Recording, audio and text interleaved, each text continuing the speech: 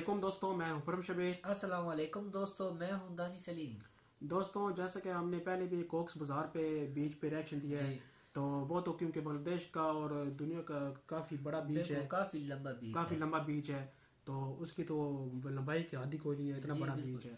और काफ़ी ज़्यादा आवाम घूमने फिरने के लिए उधर हाँ, जाती एंजॉय है। करने के लिए जाती है बिल्कुल। लोग, और बहुत सारे जी और भी चीज़ें हैं वहाँ पर, कश्तियाँ भी हैं काफ़ी ज़्यादा, बिल्कुल। बिल्डिंग्स वगैरह, होटल वगैरह भी उस पर बहुत सारे हैं जो जी हमने टॉप होटल पे रिएक्शन दिया था।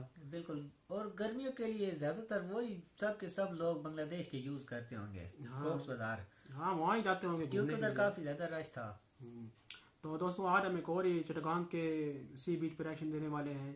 गुलिया खली बीच है इसका जी नाम। तो देखते हैं कि ये कोक्स बाजार से कितना मुख्तलिफ है, क्योंकि वो तो बड़ा बीच है लेकिन ये होगा तो छोटा मेरे ख्याल में। जी बिल्कुल, उससे लेकिन बड़ा ये भी नहीं बीच होगा। ही होगा काफ़ी। जी देखते हैं कि ये कौन सा कैसा बीच है, इस पे इसके इर्द गिर्द होटल्स वगैरह हैं कि नहीं है, जी बिल्कुल, कोई और बिल्डिंग्स हैं कि नहीं है, कि सिर्फ बीच ही है। ये कोक्स बाजार से कितना मुख्तलिफ हाँ, है ये ये। पता चलेगा ना। तो चलिए दोस्तों, इस वीडियो को शुरू करते हैं, फिर इस पर आपको रिव्यू देते हैं। और दोस्तों, हमारे चैनल को ज़्यादा से ज़्यादा लाइक करें, सब्सक्राइब करें, शेयर करें और साथ ही बेल आइकन को दबा दें ताकि हमारी डेली अपडेट वीडियो आपके पास जल्द अज जल्द पहुंच रहे।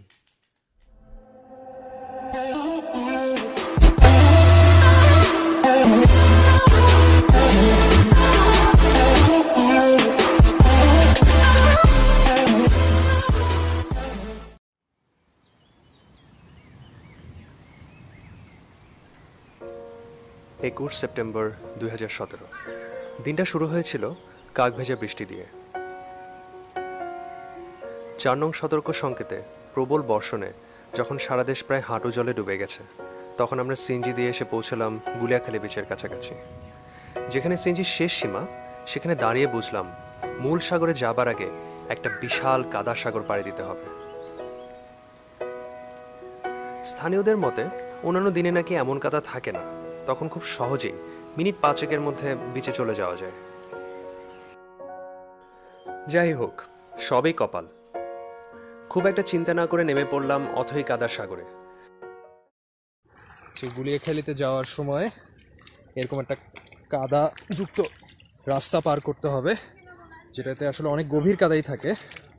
তো এই স্টেপটা আসলে অনেক ঝামেলার। আমি বুঝতে পারছি না যে পৌঁছাতে পারবো কি না ঠিক মতো। দেখা যাক। সালেমকে দেখে অ্যাকচুয়ালি ইন্সপায়ার্ড হচ্ছি। Stay tuned. সালেমের অ্যাকচুয়ালি কাদা দিয়ে উঠতে উঠতে ভিডিও করার ইচ্ছা পুরোপুরি চলে গেছে। তারপরেও আপনাদের জন্য ওয়ার্নিং হিসেবে এই ভিডিওটা করে রাখা। এখানে প্রায় 1.5 ফুট থেকে 2 ফুটের মতো গভীর কাদা থাকে। তো এই জায়গাটা যারা সফলভাবে পার হতে পারবেন, তাদের জন্যই হয়তোবা সামনে কিছু রিওয়ার্ড অপেক্ষা করবে। তো সবাই দেখুন আর আমাদের জন্য প্রে করুন যাতে আমরা ঠিক মতো বিচে পৌঁছাতে পারি, আমাদের সারা শরীর কাদায় না মাখিয়ে। Stay tune. আপনারা দেখতে পাচ্ছেন সালেম তার মজা, হেভি মজা। এই কাপড় নিয়ে যখন ঢাকা ব্যাক করবো, কাপড় তো পুরো নাই, একটাই কাপড়। বাসের অন্যান্য যাত্রীরা আমরা একটা জিনিস, সামনে যে কাদারের যে পার করার যে কষ্টটা করলাম, তাতে সামনের ব্রিজটা দেখে ভালো লাগতেছে। একটু দেখান।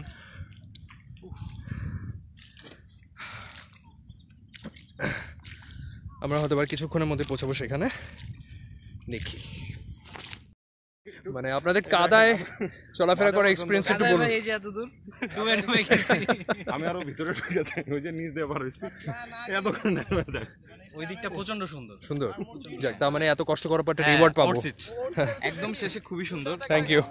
এত কষ্ট মানে অ্যামেজিং।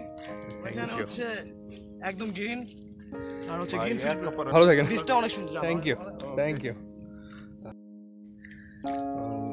প্রথম স্টেপটা পার হওয়ার পরে, মানে বেসিক্যালি ক্যানেলটা পার হওয়ার পরে আপনারা সামনে কিছু অংশ পাবেন যেখানে কাদা আছে কিন্তু ঘাসও পাবেন আর কি। তো ঘাসের সাইডে দিয়ে গেলে বেটার, কারণ ওই জায়গাটাতে গ্রিপ বেশি পাবেন। এরকম গ্রিন হয়ে আসবে আস্তে আস্তে।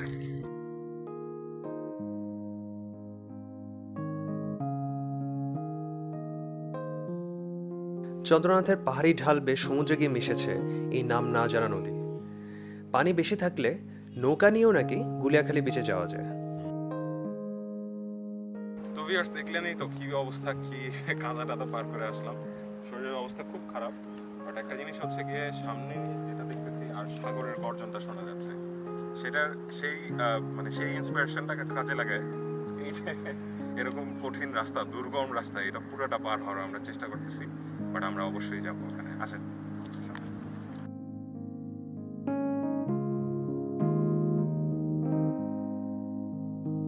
ক্রমেই আশেপাশে সবুজের মাত্রা বাড়তে থাকলো সমুদ্রের ঢেউয়ের শব্দ। আমরা এই কঠিন পথ পাড়ি দেওয়ার আরও অনুপ্রেরণা পেতে থাকলাম। ক্লান্তির অবসান ঘটল কিছুক্ষণ পরেই।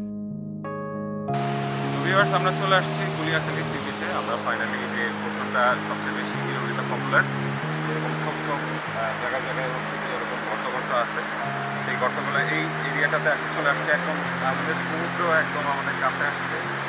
এটা নাকি কিছুক্ষণ পরেই আর কি ডুবে যাবে। তো আমরা এখানে কিছুক্ষণ ওয়েট করবো। আর আমাদের সাথে আছে এক ভাই, এদিকে আসেন। ভাইয়ের নামটা বলেন। মোহাম্মদ আরিফ হোসেন। মোহাম্মদ আরিফ ভাই আছে, আমাদের খুব সুন্দর গাইড করে নিয়ে আসছে। আমরা খাবার হয়তো অনেক কষ্ট করি, যাই হোক এই এলাকার কিছু ডেসক্রিপশন দিলেন উনি আমাদের। ঠিক আছে, এই পর্যন্তই। আমরা আশপাশে দেখি, আমাদের সাথে যাবো।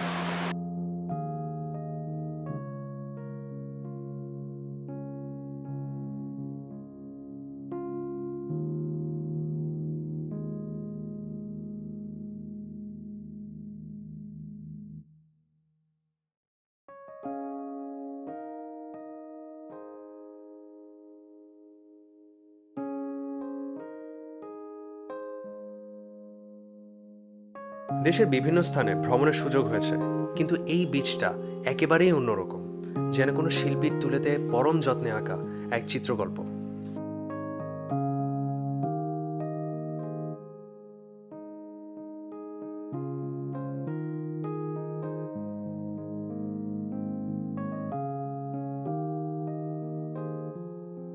সময় সুযোগ হলে অবশ্যই আসবেন এখানে। কাদা পেরোনোর কষ্টটা আর মনে থাকবে না।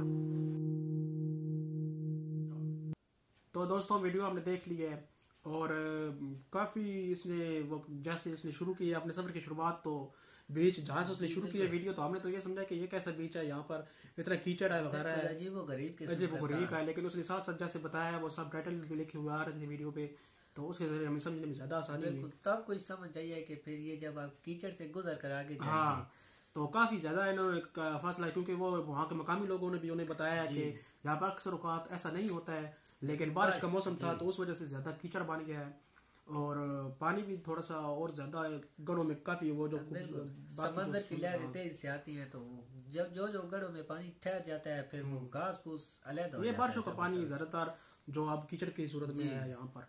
तो दूसरा काफ़ी ज़्यादा बहुत वो कहते हैं ना मेहनत वाला काम है, यहाँ से निकलना बहुत ही काफ़ी इन्होंने मुश्किल भी काटी है और खुश भी हो, एंजॉय भी इन्होंने ज़्यादा इस कीचड़ में किया है। इतनी सी बीच में नहीं की होगी जितनी जितना इन्होंने यहाँ से गुजरने में वहाँ तक जाने में की है। बिल्कुल।